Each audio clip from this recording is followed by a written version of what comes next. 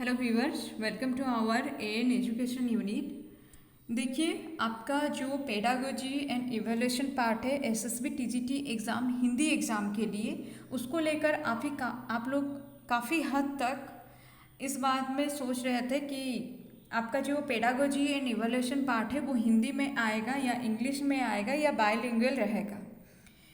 देखिए, उससे रिलेटेड आज एक नोटिस है, ये आज के डेट का ही है, आप लोग देख सकते हैं। इस नोटिस में यहाँ पर क्लियरली मेंशन है कि आपका जो पीईटी का एग्ज़ाम होगा या टीजीटी आर्ट्स पीसीएम सीबीजेड का एग्ज़ाम होगा, उसके लिए पेडागोजी का जो लैंग्वेज रहेगा वो इंग्लिश रहेगा। ठीक है, टीजीटी आर्ट्स पीसीएम सीबीजेड और आपका पीईटी के लिए पेडागोजी का लैंग्वेज इंग्लिश रहेगा। लेकिन वहीं पर अगर देखिएगा आपका हिंदी, संस्कृत, उर्दू, इसके लिए आपका रेस्पेक्टिव लैंग्वेजेस, मतलब संस्कृत आप जिस लैंग्वेज में दीजिएगा, जो स्क्रिप्ट आपका संस्कृत का रहेगा, उर्दू का जो रहेगा, हिंदी का जो रहेगा, ये उसी लैंग्वेज में आएगा। मतलब हिंदी वाले हिंदी में पेडागोजी देंगे और उर्दू वाले उर्दू में देंगे, संस्कृत वाले संस्कृत में देंगे।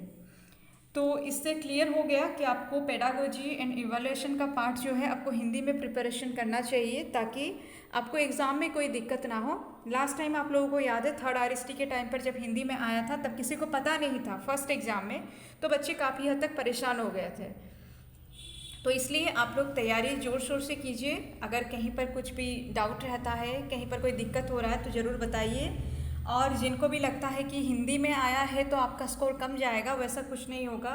थोड़ा मेहनत करना पड़ेगा, ऑब्वियस है कि आपको थोड़ा ज़्यादा मेहनत करना पड़ेगा। जो लोग अभी तक इंग्लिश में पढ़े हैं पेडागोजी, उनको थोड़ा ज़्यादा मेहनत और कर लेना है, क्योंकि कुछ वर्ड्स ऐसे होंगे जिसका मीनिंग हिंदी में जानना और इंग्लिश में क्या है हिंदी में क्या है जानना बहुत ज़रूरी है। मतलब इजी क्वेश्चन भी क्या होता है, इंग्लिश में अगर हम उसको पढ़े हैं तो हिंदी में हमें समझ में नहीं आएगा, और हिंदी में अगर हम पढ़ें इंग्लिश में उसको समझ में नहीं आएगा। पेडागोजी एंड इवैल्यूएशन पार्ट के बारे में मैं सिर्फ कह रही हूँ, क्योंकि वहाँ पर कुछ एक स्पेसिफिक वर्ड का यूज़ भी होता है कुछ जगह पर, तो उसको ध्यान में रखते हुए थोड़ा आप लोग पढ़ लीजिए, हो जाएगा। और बैच में आपका मुझे बहुत सारा मैसेजेस आया है बैच से भी, आप लोगों का सिलेबस जो है बिल्कुल कवर है, और मतलब एक एक पार्ट को हम लोग हिंदी में दिए थे, तो आपको उसका पीडीएफ भी मिल जाएगा। और आपका प्लेलिस्ट जो है अभी अभी जस्ट मैं आप लोगों को शेयर की हूँ, ग्रुप में जाकर आप लोग देख सकते हैं। कहीं पर कोई भी डाउट हो, चैनल पर भी बोलूँगी, अगर किसी को कहीं पर कोई डाउट है तो कमेंट कीजिए, आपको आपका डाउट जो है समझाने का मैं कोशिश करूँगी, जो भी डाउट होगा क्लियर करूँगी।